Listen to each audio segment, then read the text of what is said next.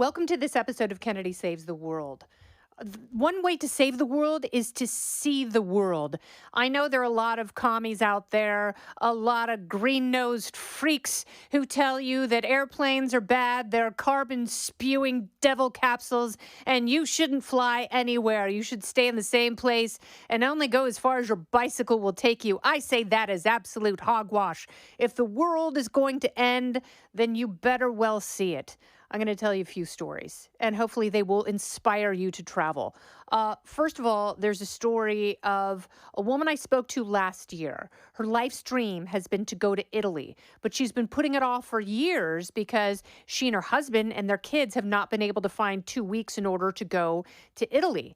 So this is something that they've withheld from themselves because they think that they have to have this perfect 2 week long trip where they go to all the places one can possibly imagine in one perfect and beautiful country. I am here to tell you, I am a huge fan of the 4 day weekend, which you can enjoy pretty much anywhere. I don't like to go anywhere and stay more than 4 nights, five tops. And there's no one place that I want to go much longer than that. And I love going places. It's not that I love being home so much. I can't wait to get back to my super comfy Sleep Number bed, uh, brought to you by Tempur-Pedic. No, I love coming home. I love my stuff. I love my tinctures and my potions and my lotions and my serums. But I love traveling, and this has been one of my best travel years yet. And I'm going back to last September. I went to Italy for the Formula One race in Monza.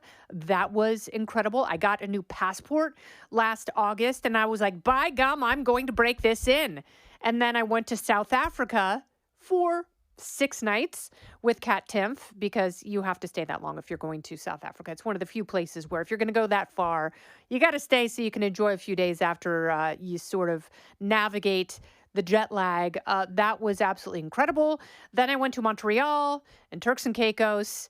And then I went to Fiji on a surf trip with one of my very best friends, Heidi. How long did we stay, you ask? I think we stayed 4 nights. And that's all we needed. It was amazing. We surfed, we swam, we ran into sea lice. We saw a world famous surf break called Cloud Break that we didn't go near because it was too big and we would have died and gotten cut up on the reef.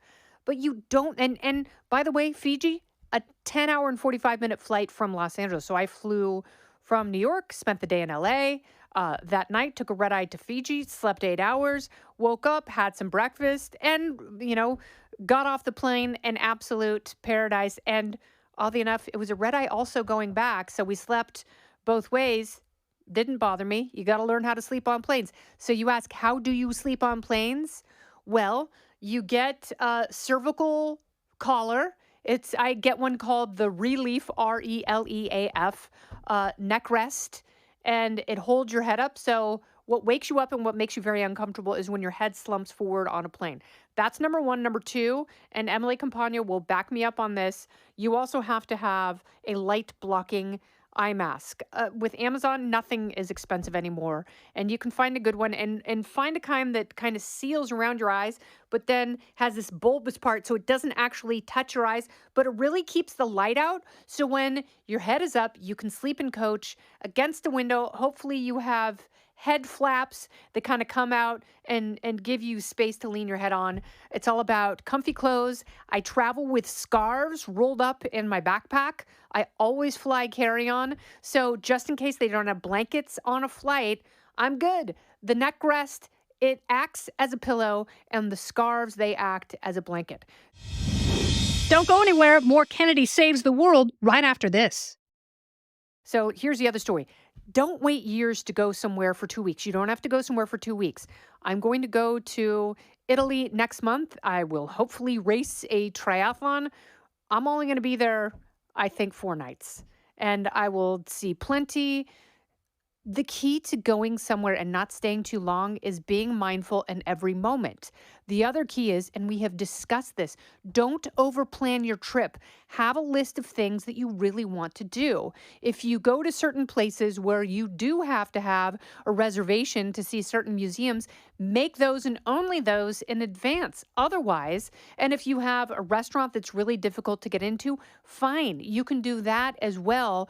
Other than that, leave blocks of time open for walking around and finding new restaurants, getting recommendations from people in hotels, professionals, people who are touring the same city that you're in, who've discovered something life changing and magical, and be the beneficiary of their good recommendation and go ahead and do that. So, I had a friend who was supposed to go to the Great Mountain West last week. The flight ended up getting canceled. So what did she and her friend do? They were at the airport. They looked at the board. They saw which flights were going out. They found the cheapest one. They found a $250 flight to London.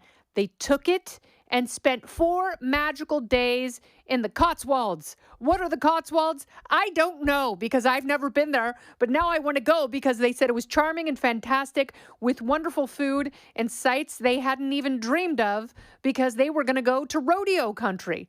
So this is always possible. You should be spontaneous. If you have a partner, take their passport, pack a bag for them, and steal them for a weekend and take them somewhere that they have never dreamed.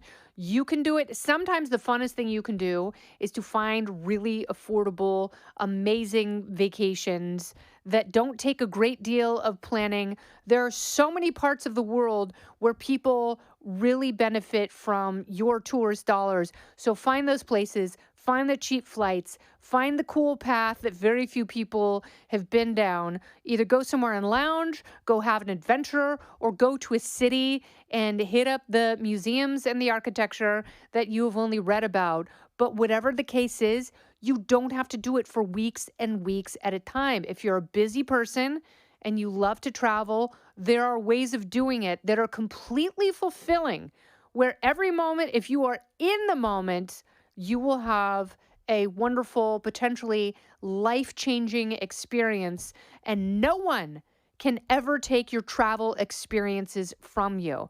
That's why I love it. I want my passport to get a good workout over the next 10 years, starting with this year, which so far I've been to 3 countries that I had never been to since I got it, South Africa, Fiji, and Scotland. Who knows what's next? This has been Kennedy Saves the World. Go stamp your passport. I'm Kennedy. Listen ad-free with a Fox News Podcast Plus subscription on Apple Podcasts, and Amazon Prime members can listen to this show ad-free on the Amazon Music app. Oh, go ahead and leave me a review while you're there. I'd love to hear what you have to say. You've been listening to Kennedy Saves the World on the Fox News Podcast Network.